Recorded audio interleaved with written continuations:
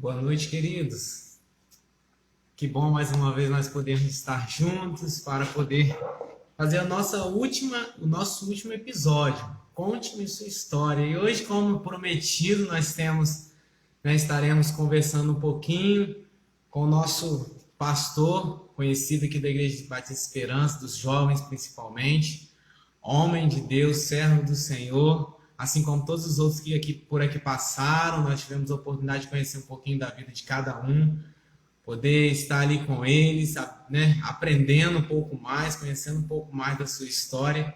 E acredito que hoje não vai ser diferente. Esse homem de Deus vai mais uma vez falar aos nossos corações, né, agora com o seu testemunho. Nós vamos poder conversar um pouquinho com ele. Como é bom, né, nós podermos conversar. Vou pegar um texto aqui, a princípio, né, esse único versículo que se encontra em Marcos capítulo 9, versículo 23. Ao que lhe respondeu Jesus: se podes, tudo é possível ao que crê. Com certeza, né? Nós cremos num Deus maravilhoso. Tudo é possível naquele que crê na presença desse Deus maravilhoso. E eu creio nesta noite que nesse último episódio vai ser bênção para as nossas vidas, poder conhecer um pouquinho mais, né, desse homem de Deus que estará participando conosco de mais, né, um quadro Conte-me Sua História. Nós vamos, né, chamar ele e assim nós vamos começar o nosso diálogo. E a partir daí a gente vai poder, né, dialogar, bater um papinho e assim conhecer um pouco mais da vida desse homem de Deus. E vocês vão conhecê-lo também, né, e poder fazer, quem sabe, sua pergunta. Uma boa noite a todos que estão entrando. Muito obrigado. E já não saiam, vamos, né, prestigiar aí o pastor Manu, né, esse homem de Deus, bênção do Senhor. Vou estar convidando ele, assim nós vamos começar, né, nosso bate-papo. Vamos lá.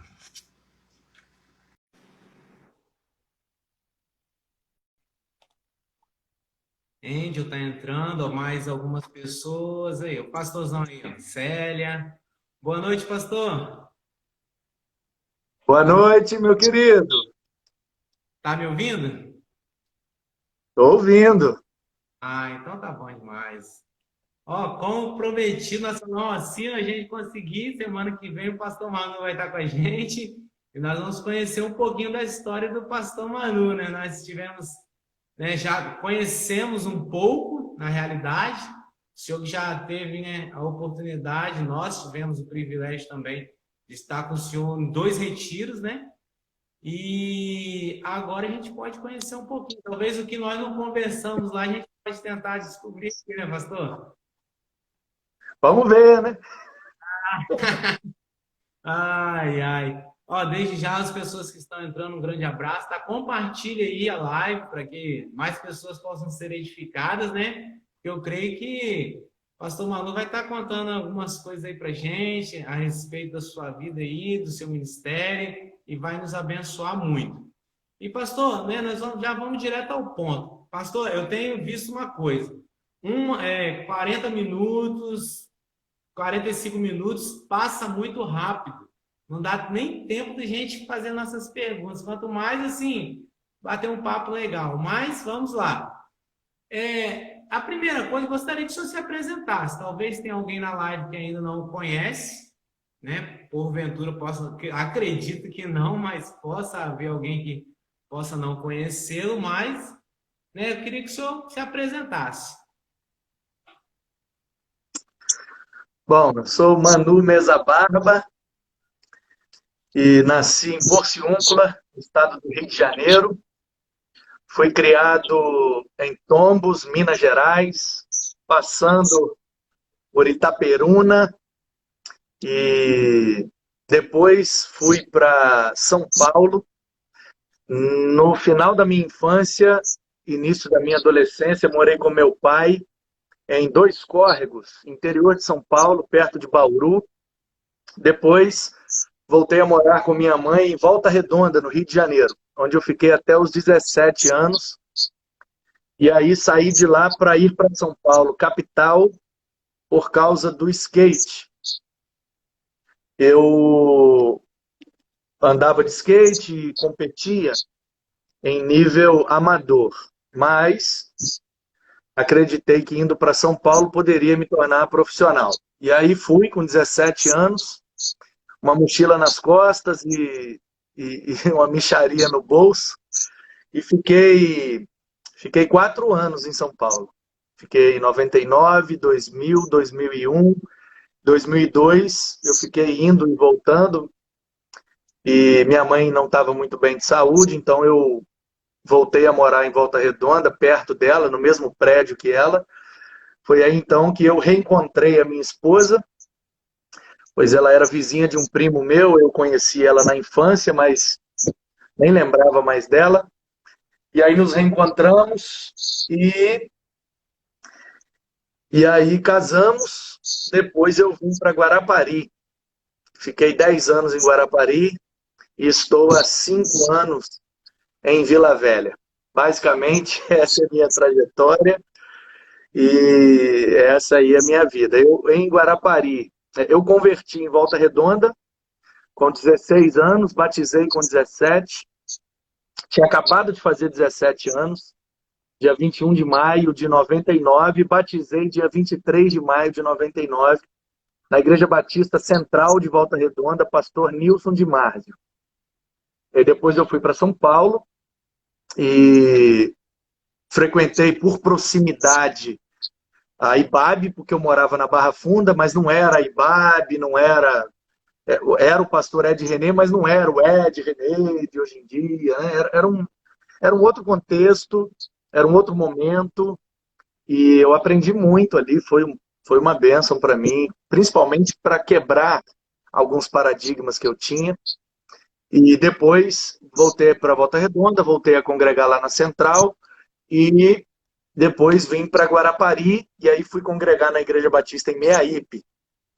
E fui para o seminário, e fui seminarista numa igreja em Anchieta. Depois voltei para assumir a congregação de Meaípe em Condados. Fiquei lá 2 anos e meio.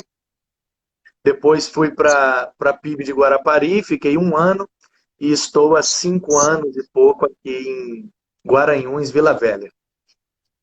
Pastor, acho interessante que todos que passaram por aqui, a memória de vocês é como se fosse de elefante, porque eu particularmente eu não me lembro de nada assim da minha trajetória. Se fosse fazer conte-me sua história com o Douglas hoje, acredito que eu ia falar, nasci em Vila Velha e vim para Iconha.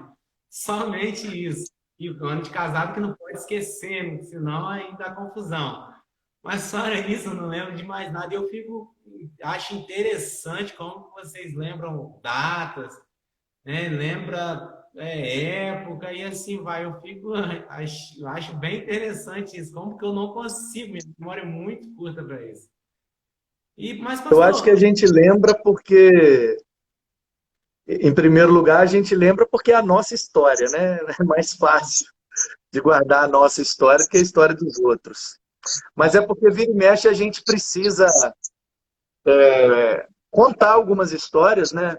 Para usar como ilustração, como exemplo. E aí, como a gente está sempre contando a história, sempre revivendo os fatos, isso vai refrescando a memória, eu acredito que seja por isso. acredito que eu tenho que contar mais, então nem seja da minha esposa para eu poder lembrar. Porque, ó, sinceramente, minha memória é muito curta.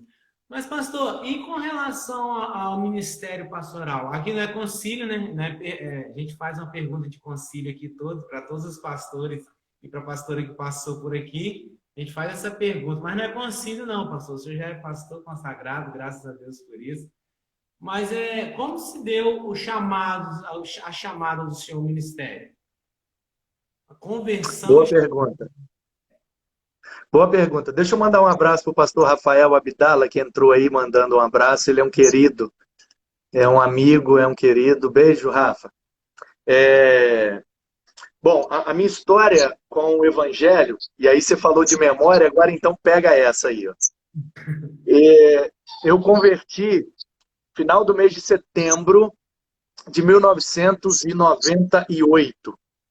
Pastor Nilson de Márzio, numa quarta-feira chuvosa, na Igreja Batista Central em Volta Redonda, abriu a Bíblia em Lucas 15 e leu a parábola do filho pródigo. O título do sermão era Deus é o Pai que você precisa. E a frase de transição, ou frase de efeito do sermão era: Filho pródigo, volta para casa, porque o pai te espera de braços abertos. E eu fui muito impactado por aquela mensagem.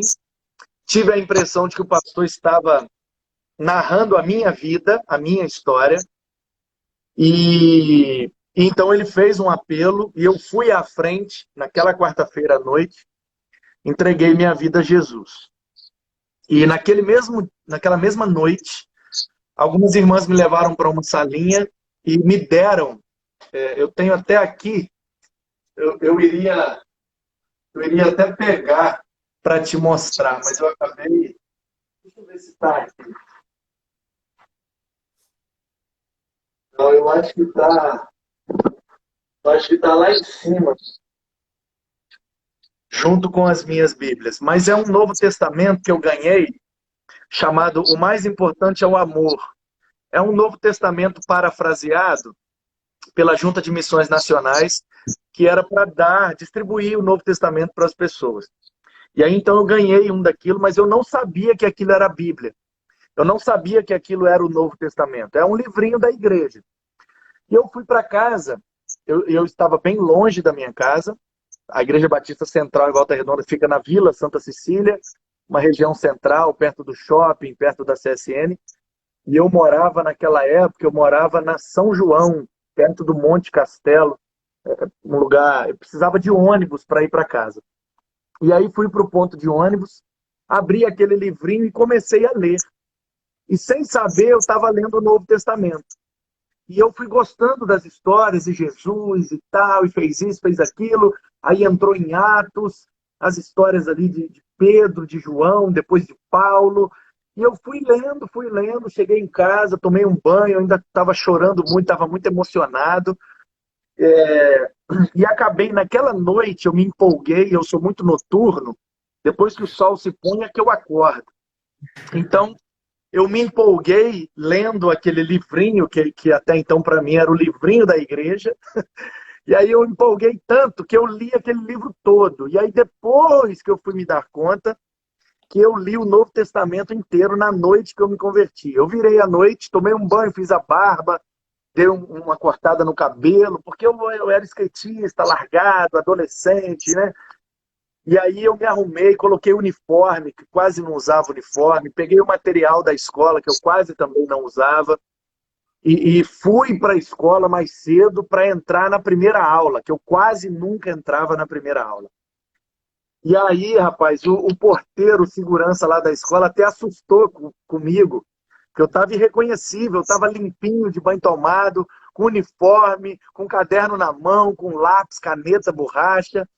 E cheguei cedo, rapaz, e foi engraçado aquilo. Eu entrei e a professora Doralice me viu na primeira carteira, tomou um susto, porque ela dava aula era Moral e Cívica, ou SPB, tipo isso. E ela era coordenadora também, e eu ia muito na sala dela como coordenadora, porque eu fazia muita bagunça. E ela assustou que eu estava lá na primeira aula, e eu disse, não, é porque agora eu sou batista.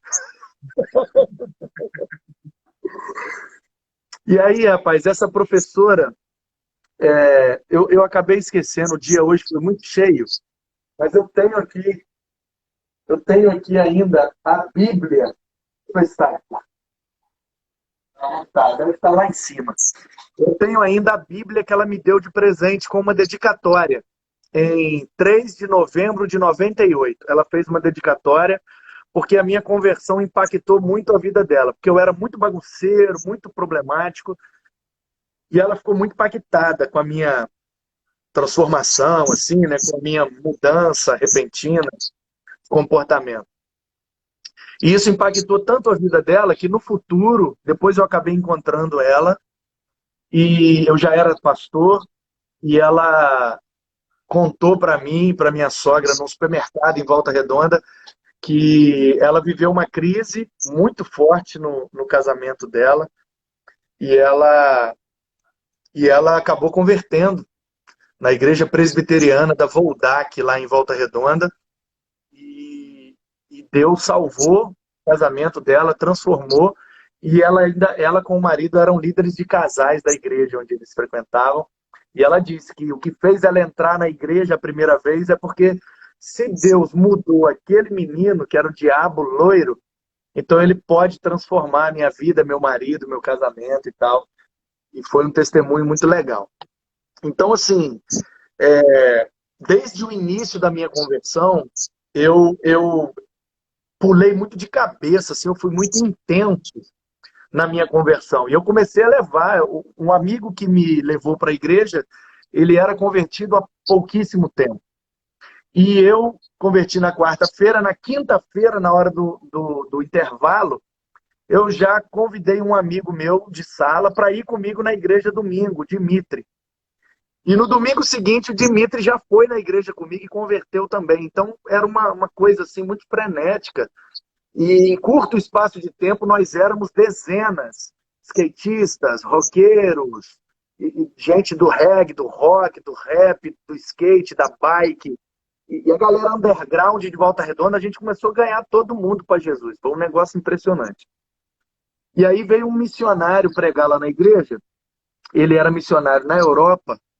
E ele fez aqueles apelos vocacionais que os missionários antes faziam na hora de dar o relatório de missões nas igrejas.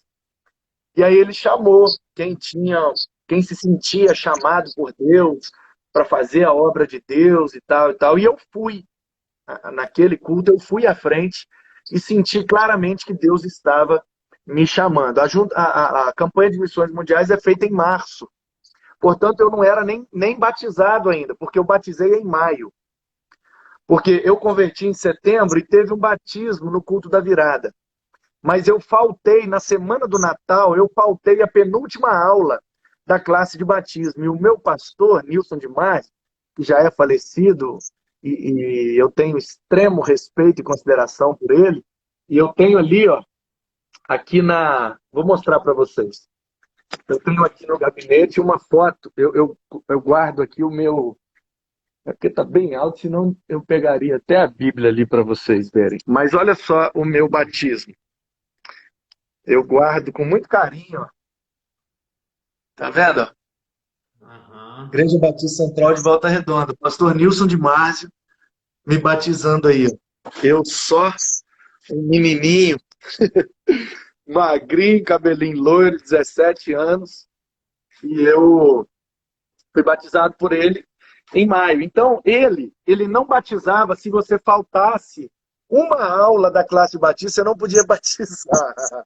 Ele era sinistro, ele era muito criterioso.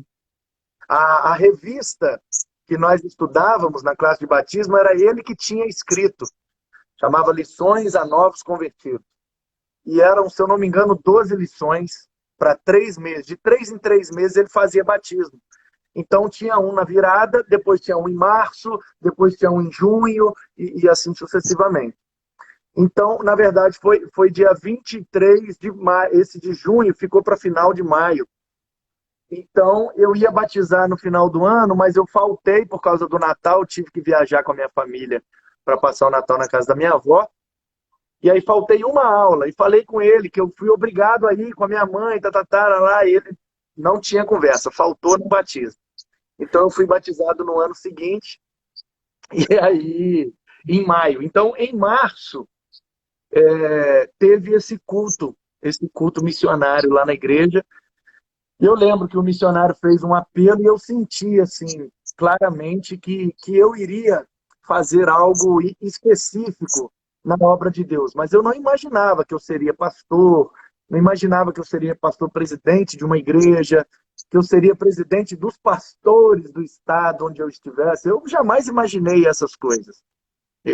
Pelo contrário, eu imaginei que eu ia fazer assim, coisa de rua, que eu ia ser evangelista urbano, que eu ia ser tipo skatista de Cristo, alguma coisa assim, entendeu? Mas aí eu fui. Então, à medida que Deus foi me empurrando para as coisas da igreja, eu não sei muito dizer não, entendeu? Por isso, às vezes, eu quero dizer sim para tudo e eu acabo até me enrolando, eu estou me especializando, estou estudando a arte de dizer não, eu preciso aprender. Então, tudo aquilo que me pediam para fazer na igreja, eu fazia. Eu me envolvia com tudo que tinha para envolver. E nisso eu fui sendo empurrado pela própria igreja, que ia percebendo, né, a minha vocação, a minha habilidade, o meu dom. A própria igreja ia me empurrando para assumir alguns cargos, algumas responsabilidades.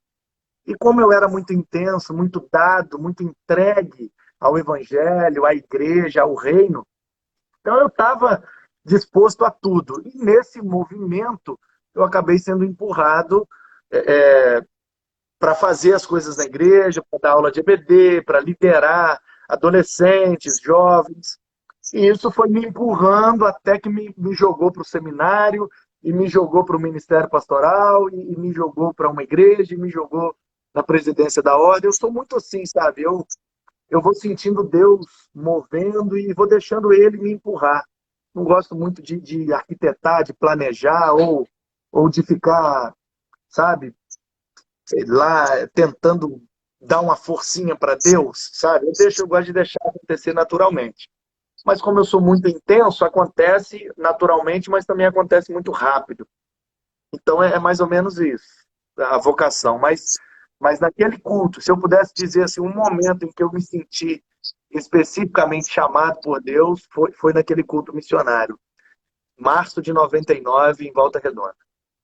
A memória tá boa, realmente. Acredito que você já contou, né, algumas vezes. Além do passou no concílio, tá? A propósito, passou no concílio. Já é pastor já, tá, pastor? Apesar de atista, né? O senhor era atista, né, no começo. Depois passou a ser batista. Como? O senhor era Não atista, entendi. depois passou a ser batista. Quando você se Não converteu. entendi. É porque tá falhando o seu áudio, não tô te ouvindo bem.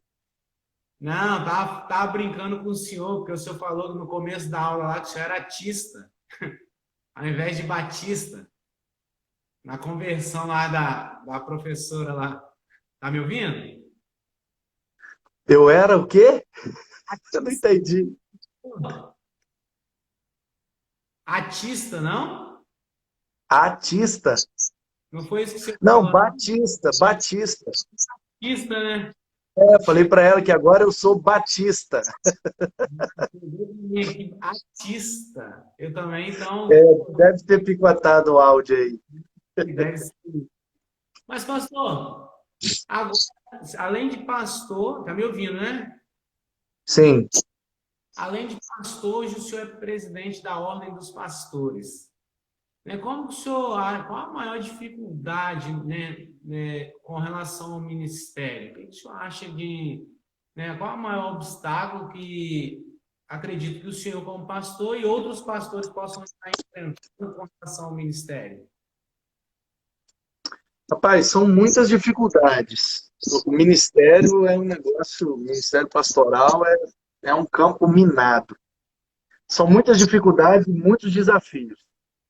Cada lugar, cada contexto tem a sua peculiaridade, tem o seu desafio e a sua dificuldade peculiar por conta daquele contexto. Então, assim, os maiores desafios hoje em dia, em alguns lugares, o maior desafio do pastor é ser respeitado, porque o evangelho está muito banalizado, o ministério pastoral é muito desacreditado, descredibilizado.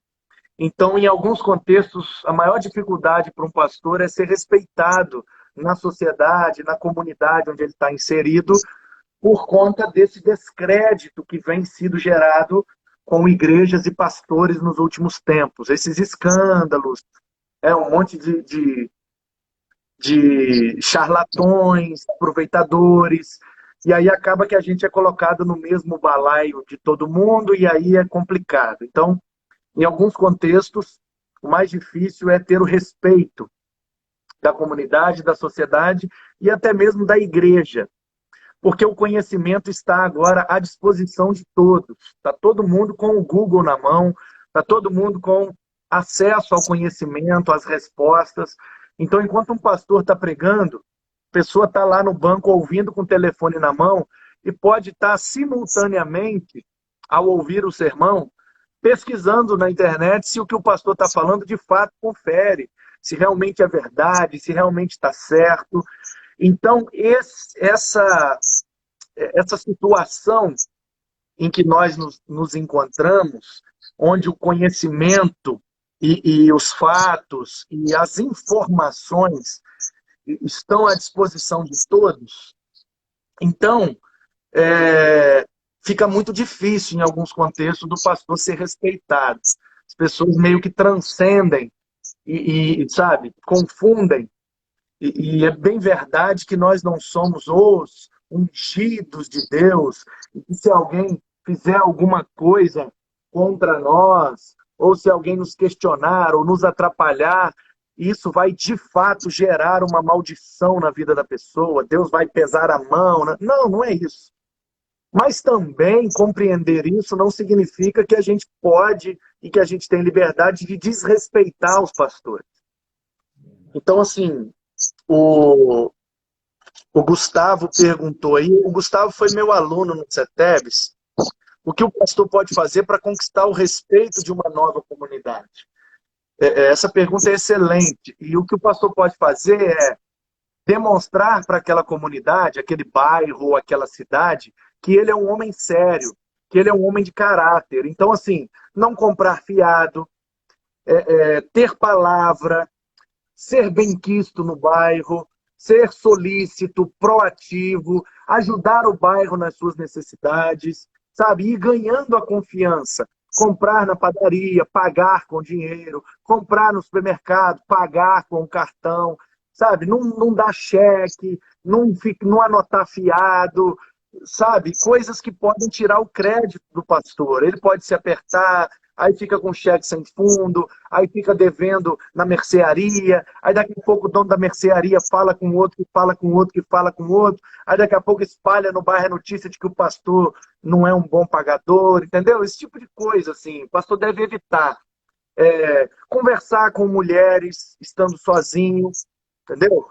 Conversar, visitar, se colocar em situações onde ele não tenha ninguém consigo para atender, aconselhar e conversar com mulheres, não entrar na casa das pessoas, sabe, sem tomar esse cuidado. Então, assim, tem uma irmã da igreja, o marido está trabalhando, ela está desesperada, o pastor vai lá e não se preocupa com essa questão ética e entra na casa da irmã para orar, a irmã fecha a porta, aí o vizinho que tem uma mente maliciosa fala, olha lá, ó, o cara saiu para trabalhar, o pastor entrou lá na casa, a mulher trancou a porta. O que esse pastor está fazendo com essa mulher lá dentro, com a porta fechada? Entendeu? Então, assim, para nós que queremos fazer o bem, que queremos ajudar, que queremos servir a Deus e ser instrumentos de Deus para a nossa geração e para a nossa comunidade, a gente não vê maldade nessas coisas. Mas as pessoas veem maldade em tudo. Então a Bíblia nos orienta, fugir da aparência do mal.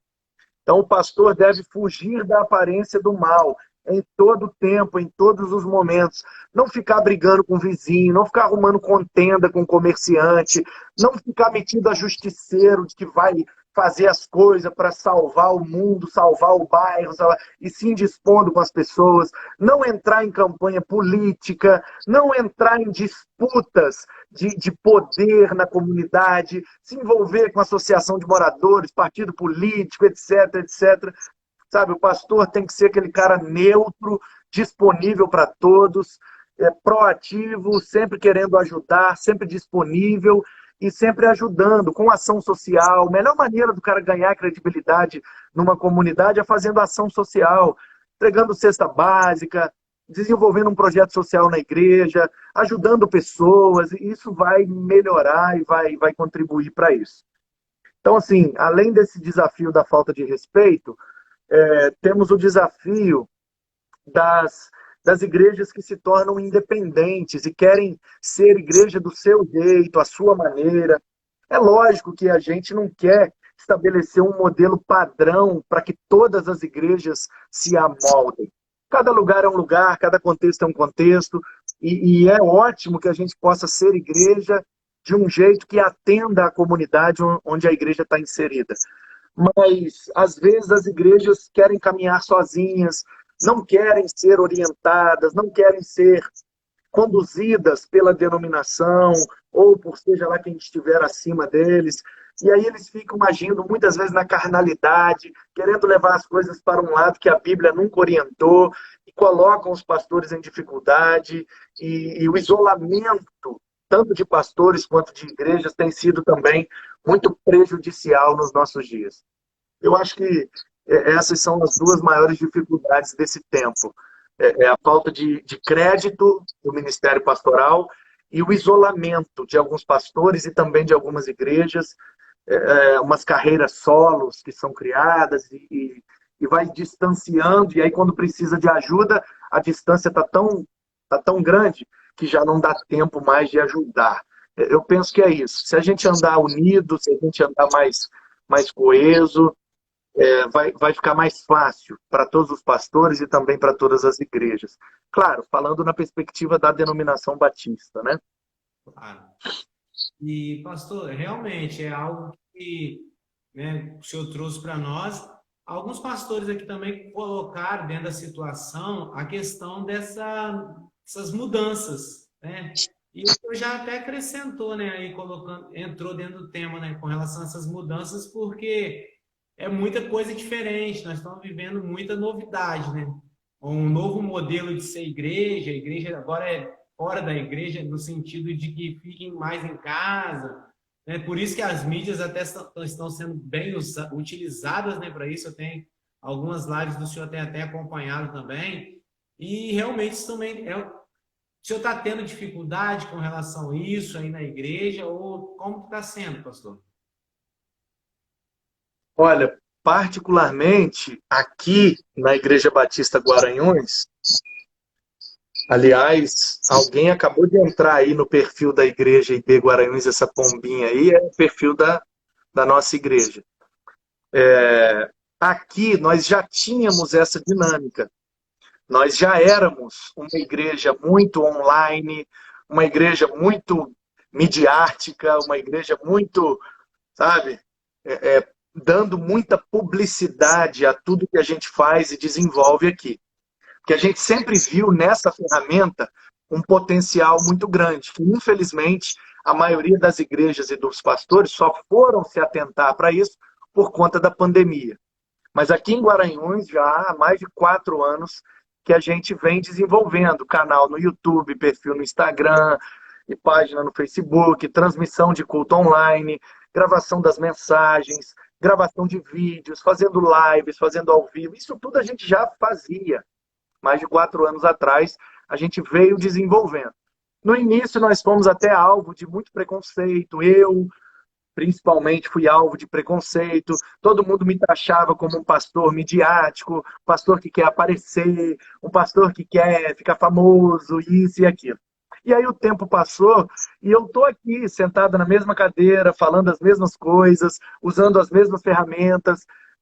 Ou seja, a única diferença é que o pessoal se deu conta, por causa da pandemia, da importância das ferramentas tecnológicas que nós sempre tivemos à nossa disposição. Então, assim, a gente nunca quis ficar famoso, a gente nunca quis usar isso para ganhar dinheiro, para exaltar nosso nome, nossa pessoa, nossas qualidades. Não, a gente usava a ferramenta por entender e saber o potencial que elas tinham. E aí, de fato, a gente nadou de braçada no início, porque quase ninguém fazia, então a gente deslanchou, tanto que quando começou a pandemia, as igrejas desesperadas, querendo 1.000 inscritos para poder transmitir ao vivo no YouTube, sem precisar de um outro aplicativo, e nós já estávamos na pandemia com mais de 4.000 inscritos, hoje somos mais de 5.000, só no YouTube. Então, assim, eu vi o pessoal desesperado pedindo inscrito, inscreve no meu canal, por favor, quero ter 1.000, preciso ter 1.000, parará, parará. Eu já vinha há 4 anos e meio compartilhando link de mensagens e pedindo para o pessoal se inscrever e tal. Então, assim, foi um trabalho longo que deu um resultado e na hora que a gente precisou, a gente já estava, né, bem assim na fita.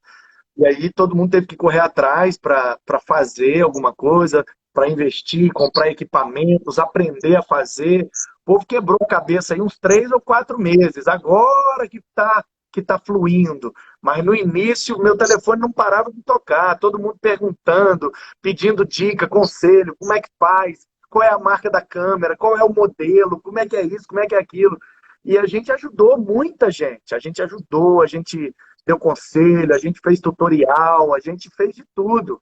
A equipe da comunicação aqui da igreja foi muito acionada para ajudar várias igrejas, e várias igrejas foram ajudadas gratuitamente e de maneira muito eficiente por nós, e foi um grande privilégio poder servir e ajudar todo mundo, foi uma bênção. Então, assim, você me perguntou qual foi a dificuldade, particularmente eu preciso ser sincero. Por mais que isso soe, né? Oh, meu Deus, olha só como ele é soberbo, olha como ele se acha. Não, é verdade. A gente saiu um pouco antes, então, né, a gente já estava mais à frente quando o problema aconteceu. A gente não teve muita dificuldade, não. Aqui em Guaranhões tá tudo beleza. O pessoal do grupo de risco ainda não retornou, mas o outro pessoal já tem retornado. Como não pode vir criança e não pode vir idoso, acaba que, por causa das crianças, muitas famílias não vêm, por causa dos idosos, famílias não vêm, mas a gente já voltou a ter uma frequência para o que nós conseguimos atender hoje. Os cultos têm ficado presencialmente cheios, por causa da lotação máxima que a gente comporta, e o pessoal continua assistindo muito pela internet, e ofertando, e ajudando, e fazendo de tudo de maneira online, e foi uma bênção para nós, assim. É claro que a pandemia trouxe as suas tristezas, os seus desafios, momentos de luto, e isso foi muito triste. Mas para nós, especificamente, aqui em Guaranhões, a pandemia foi uma grande alavanca para a nossa igreja como um todo. Nós construímos uma rampa, um telhado, construímos um muro, estamos terminando uma quadra, reformamos a cozinha e o salão social, ampliamos a cozinha, e estamos fazendo obra, assim, porque para nós melhorou, melhorou em todos os sentidos. E a gente avançou muito. A igreja, quem conheceu a igreja aqui antes da pandemia e chegar aqui agora, nem reconhece mais, é outra igreja. Tá de outra cor, de outro formato, com outro modelo, com outra estrutura. É uma igreja nova. E a pandemia proporcionou isso. Então, nós somos muito gratos a Deus por ter nos dado a visão lá atrás, que aí, quando chegou a dificuldade, nós já estávamos mais preparados para ela. Na realidade, assim, a nossa igreja, graças a Deus, tem alcançado muitas vidas através dessa ferramenta. Onde antes a gente não conseguia chegar, essa ferramenta trouxe essa possibilidade. Nós já tínhamos começado a transmitir, mas não dessa forma. Nós também nós não fomos pegos de surpresa, mas assim, realmente nós tivemos uma certa dificuldade em ampliar no começo, mas graças a Deus também, assim como foi para a igreja de Guaranhos, que eu tenho também acompanhado assim, as postagens lá de como estão o andamento da obra. Não conheço pessoalmente, mas né, a gente conhece pelo que o senhor já vem postando assim, o crescimento da igreja, as novidades. E realmente, assim, veio de uma forma inesperada, mas que acabou, de certa forma, alcançando essa acessibilidade das pessoas. Pastor, sabemos que há dificuldade no ministério pastoral, mas há também muitas coisas engraçadas. O senhor separou alguma para compartilhar com a gente no ministério pastoral? Algo que o senhor viveu, inusitado, algo legal? Eu ouvi um aí, vamos ver se o senhor vai compartilhar essa ou outra. Mais uma eu sei, eu recordei aqui. A do entulho, né? Você está falando da do entulho. Ri muito, pastor, ri muito. Então, falando particularmente, que eu falei assim de maneira geral, né, dos desafios do Ministério Pastoral, mas se eu tivesse que apontar um desafio meu particular, no meu tempo de ministério, porque Guaranhões é meu primeiro ministério como presidente. Eu fiz muita coisa como seminarista, eu fiz muita coisa como bacharel, eu ainda nem era consagrado, Então eu já tinha pastoreado juventude, já pastoreava uma congregação, mas ainda não tinha passado nem por concílio, nem por consagração. Fazia, não tinha o título de pastor, mas já na prática fazia. Então, assim, eu fui consagrado, já estava lá na congregação, depois eu fui para a PIB de Guarapari, como membro, ajudei o pastor Doronésio no púlpito, e vim para cá, Guaranhuns foi meu primeiro ministério de fato, como presidente. E eu estou aqui há 5 anos e pouco. Então, eu sou muito inexperiente ainda, estou só começando, sou muito novo, apesar da careca não me ajudar muito, mas eu não tenho nem 40 anos ainda, falta um tempinho para eu chegar nos 40. Estou com 6 anos, 7 anos, né, de ministério pastoral, então assim, estou só começando, mas o que eu tive de mais dificuldade foi o ano passado, 2019. Aqui em Guaranhuns, em 2018, nós montamos uma equipe ministerial e eu tinha uma expectativa muito boa e muito alta em relação àquela equipe. Eram 4 pastores, 2 ministras, 2 seminaristas e 2 bacharéis que formavam essa equipe, professores de EBD, ministros auxiliares ao meu ministério, uma assistente administrativa, um zelador, coordenadora do projeto social, essa turma toda remunerada, e estava assim, estava fluindo demais. E aí nós fizemos um planejamento para 2019, planejamento assim, milimétrico, todos os cultos, todas as mensagens, os textos, os eventos, tudo planejado. Eu saí de férias e quando voltei, fui surpreendido com um dos pastores auxiliares pedindo demissão. E, e aí, assim, aquilo foi muito impactante para mim. E quando eu estava ainda tentando lidar com a saída de um dos auxiliares, um outro auxiliar veio e também me informou que estava de saída para assumir uma igreja. E foi um outro baque. E aí, isso já era início do mês de maio, e aí no meio de maio nós fomos para o retiro da Ordem, o Congresso, e fui eleito como presidente da Ordem. Então, assim, eu saio muito para pregar, para dar palestras, para dar aulas, estou terminando um doutorado, comecei a convite da faculdade a integrar a turma do pós-doutorado, então vira e mexe eu estou viajando por causa desse curso, e viajo muito também para ministrar. E aí veio a presidência da Ordem, que me gerou mais demandas, mais desgaste, mais trabalho, mais cansaço. E aí nós entramos numa roda viva aqui na igreja, que naquele ano, 2019, em um ano, de fevereiro até novembro, para ser mais exato, os 6 auxiliares diretos que eu tinha saíram, entregaram seus ministérios e não pertenciam mais à equipe ministerial, e de todos eles, somente uma, que era a ministra de música, permaneceu como membro da igreja, mas entregou o ministério. Então, assim, foi uma pancada muito forte. Foi um ano de muita pancada. Eu contava com aquela equipe, eu tinha expectativa, e eu fui surpreendido com a saída. Cada um teve o seu motivo, e eu não digo que eles estavam errados, até porque a maioria deles saiu para assumir outra igreja, para ajudar outra igreja, e isso é ótimo. Mas eu tinha uma expectativa, eu imaginei que eles ficariam, pelo menos 2019, já que tínhamos feito juntos o planejamento. E fui surpreendido com a saída deles. Isso gerou um desgaste no seio da igreja, que acabou fazendo com que a gente perdesse outros membros por conta dos envolvimentos, e foram muitos, né? 6 saídas em um ano, é muita coisa. E só Deus sabe como é que eu estou vivo, como é que eu ainda estou aqui, como é que a igreja ainda está de pé, como é que ainda tem gente aqui, como é que a igreja ainda é relevante, como é que ainda Deus opera. Então, assim, muita paciência, muita persistência, muito trabalho, e a graça de Deus foi nos sustentando, e nós estamos aqui até hoje, mas eu ainda sinto esse baque do ano passado, que foi um baque muito forte. Então, para mim, foi o pior desafio até agora, foi a minha maior dificuldade no ministério, foi essa, permanecer e fazer a coisa acontecer, apesar das adversidades, que foram muitas. Uma alegria que eu tenho algumas alegrias no ministério. Eu vou contar a história do entulho que você quer. Mas antes eu preciso dizer o que me alegra o meu coração de maneira geral. Eu fico muito feliz, e aí, assim, não sei se eu vou colocar em ordem de importância, não sei se eu vou conseguir agora, mas eu vou mencionar.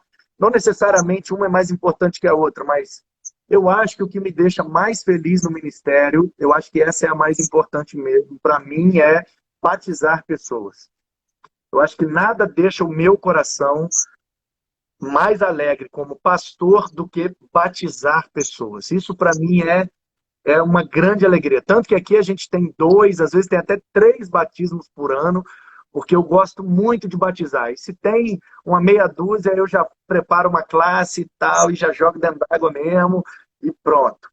E a gente tem um histórico, nesses 5 anos aqui em Guaranhuns, já foram quase 100 pessoas, acho que até mais de 100 pessoas batizadas, e graças e glórias a Deus. E isso me deixa mais feliz de tudo. Uma outra coisa que eu me sinto muito, muito feliz é apresentar bebês. Que eu sou apaixonado com criança, eu amo criança e ver a criança nascer e apresentar. E aqui a gente faz todo um, sabe, levanta o bebê e grita, faz tipo Rei Leão apresentando e tal, e é legal demais. Eu me amarro em apresentar bebê. Tanto que aqui no bairro é um evento, a apresentação do bebê aqui é um evento. Eu já apresentei vários bebês de famílias daqui do bairro que nem são da igreja, mas eles acham tão legal que pedem às pessoas que são da igreja assim, pergunta lá, seu pastor, você não pode levantar meu bebê também? Aí as pessoas vêm e pedem, eu falo, pode trazer o bebê que eu levanto. E aí a gente apresenta a família, apresenta o bebê, e muitas vezes a pessoa gosta e acaba ficando na igreja, e através da apresentação de bebês a gente também ganha pessoas para Jesus, já tivemos essa experiência. Legal. Uma outra coisa que me deixa muito feliz é realizar casamentos. Celebrar casamentos também é muito legal. Eu gosto demais. Tanto que eu faço muitos casamentos, tanto na igreja quanto fora. A nossa igreja aqui tem uma membresia com a média de idade que estão muitos caminhando para o casamento. Então eu já fiz vários aqui na igreja desde que cheguei e acabo fazendo outros, porque alguém vai no casamento como convidado e, e gosta do jeito que a gente faz a celebração e acaba convidando. E muita gente hoje está casando em sítio, chácara, beira da praia. Poucos casamentos ainda são realizados nas igrejas, né? Agora a dinâmica é mais em outros lugares. Então o pessoal que não é membro de igreja, que não tem um padre, um pastor para fazer o casamento, eles pedem a gente para celebrar. E vira e mexe eu estou celebrando casamento de gente que eu nem conheço. Aí eu recebo eles aqui no gabinete, bato um papo. Já fiz curso de noivos, já aconselhei casais. Tem casais que não são crentes, mas que eu sou o terapeuta matrimonial deles. Eu fiz o casamento deles há alguns anos e aí vira e mexe eles têm uma crise, me chamam para poder ajudar. Então isso também é muito gratificante para mim. E gosto muito de mutirão, obra na igreja, momentos de impacto na rua, evangelismo, visitação. Eu gosto demais. Eu sou apaixonado com o ministério pastoral, eu gosto de tudo que envolve o ministério. Mas uma história engraçada, essa do entulho foi recente, na obra da quadra que a gente está fazendo aqui na igreja, a gente precisava de entulhos para poder nivelar o piso. E aí, sem muito dinheiro para comprar os entulhos, eu percebi que tinham várias casas em obra aqui no bairro que a gente poderia pegar o entulho de graça.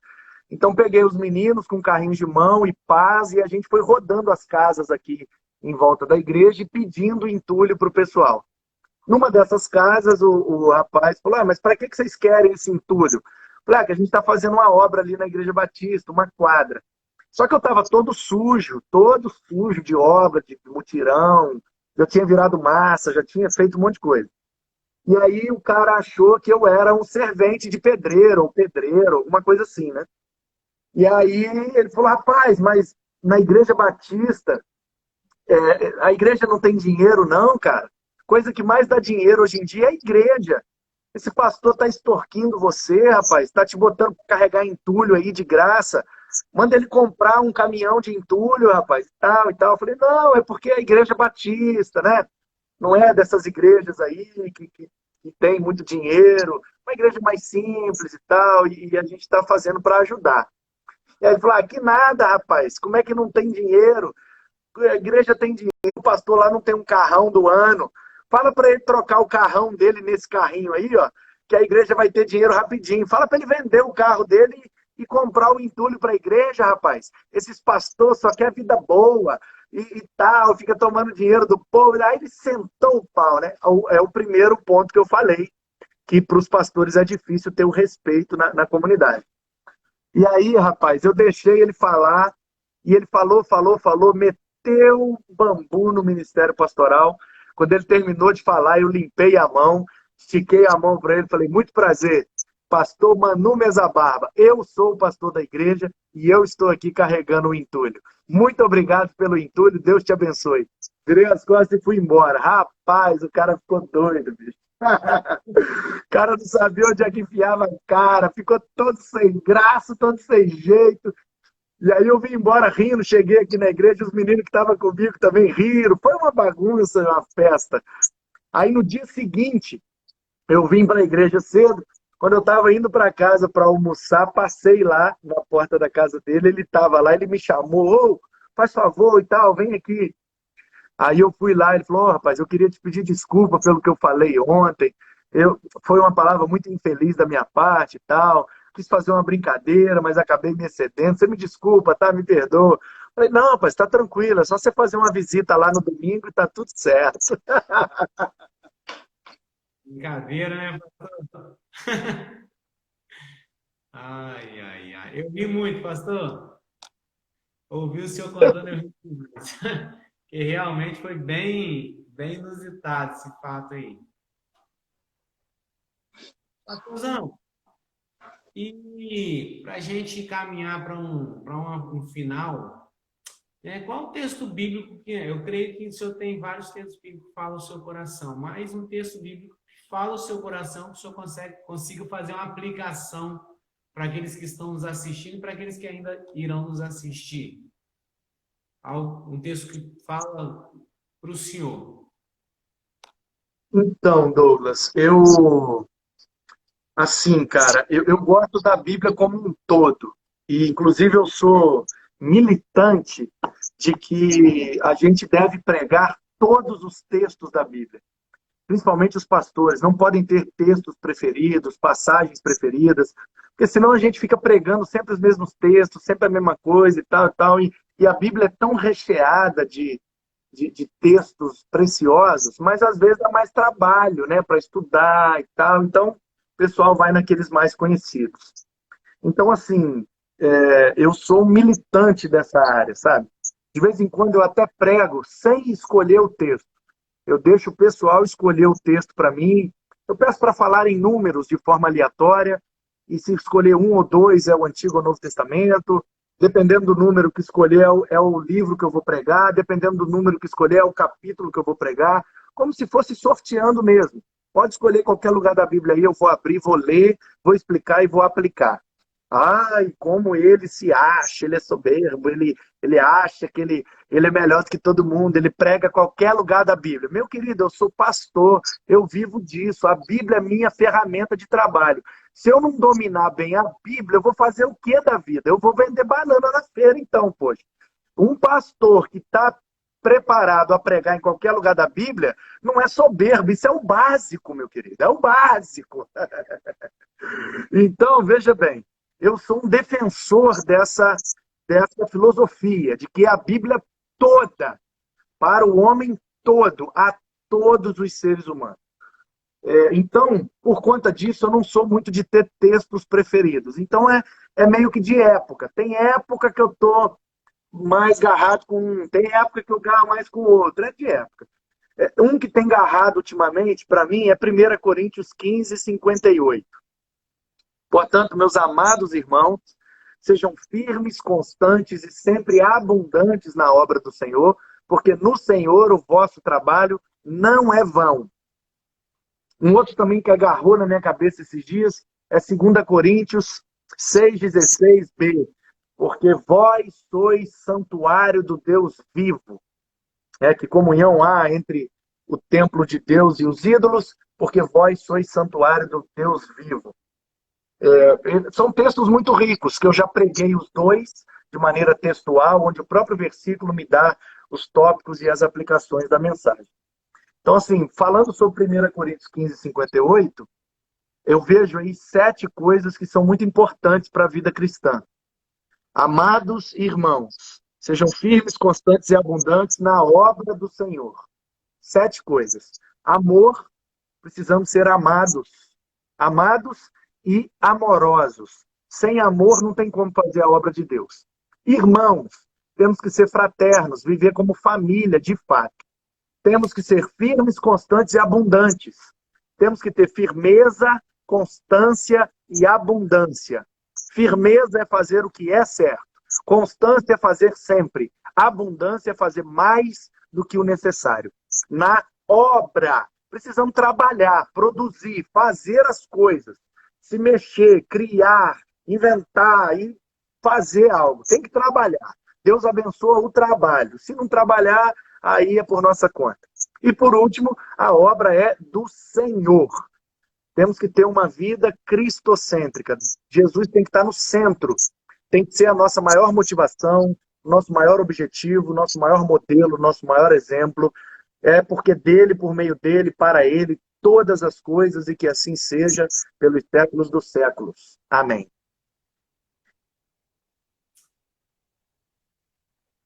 Deu uma falhada. Tá me ouvindo? Pastorzão, deu uma falhada Pode aqui. falar.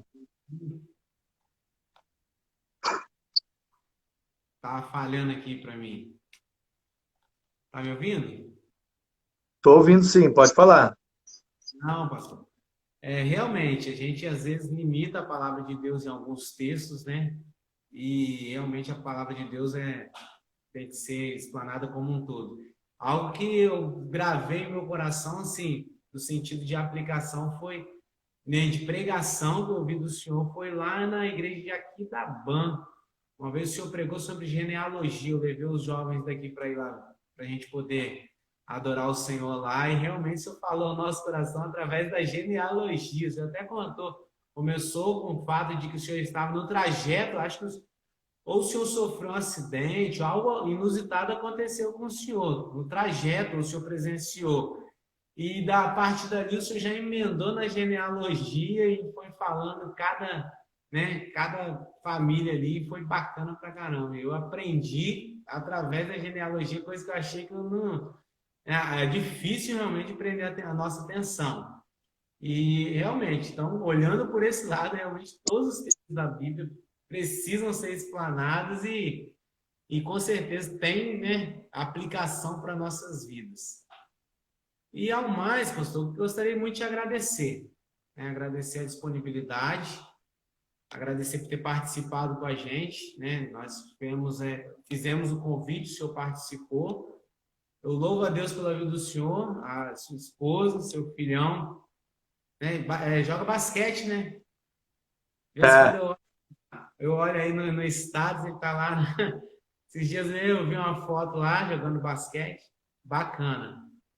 E agradecer que Deus continue abençoando sua vida e espero que em breve a gente possa ter a oportunidade de estar junto ou num retiro, ou num congresso, em algum lugar para a gente poder compartilhar mais da palavra do Senhor, aprender um pouquinho mais. amém, amém. Estamos às ordens. Quase que eu fui preletor aí no aniversário da igreja, mas eu estava agarrado aqui na igreja com obra e a gente ainda não tinha voltado aqui os cultos presenciais, então eu não me sentia à vontade de aceitar o convite de vocês para pregar presencialmente, se aqui na igreja a gente ainda não tinha voltado presencialmente. Então, por uma questão de ética, eu precisei recusar o convite, mas em breve estaremos juntos, se Deus quiser. Não dá oportunidade não, tá, pastorzão? Obrigadão mesmo, tá? Fica com Deus, abração. Eu vou sair aqui e dar e despedir do pessoal. Grande abraço, tá, pastor? Fique com Deus. Obrigado. Valeu!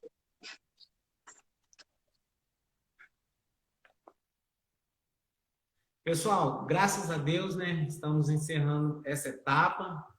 Espero que possa vir outras, né? Que Deus possa estar nos abençoando a ponto de poder fazer outras. Obrigado a você que nos assistiu, obrigado a você que estará nos assistindo ainda, né? Vai ficar gravado. E que Deus possa estar grandemente abençoando a sua vida, que você possa ter aprendido um pouco mais a respeito, né, do que é o ministério pastoral, as dificuldades, saber que Deus chama homens e mulheres para fazer a sua obra, que o seu coração possa estar sensível ao ponto de, quando se sentir chamado, se colocar à disposição desse Deus maravilhoso. Lembrando que Deus chama a todos, todos nós temos um ministério específico, né? Todos nós temos um ministério. Que Deus possa estar abençoando grandemente a sua vida. Obrigado e que Deus os abençoe. Até a próxima. Tchau.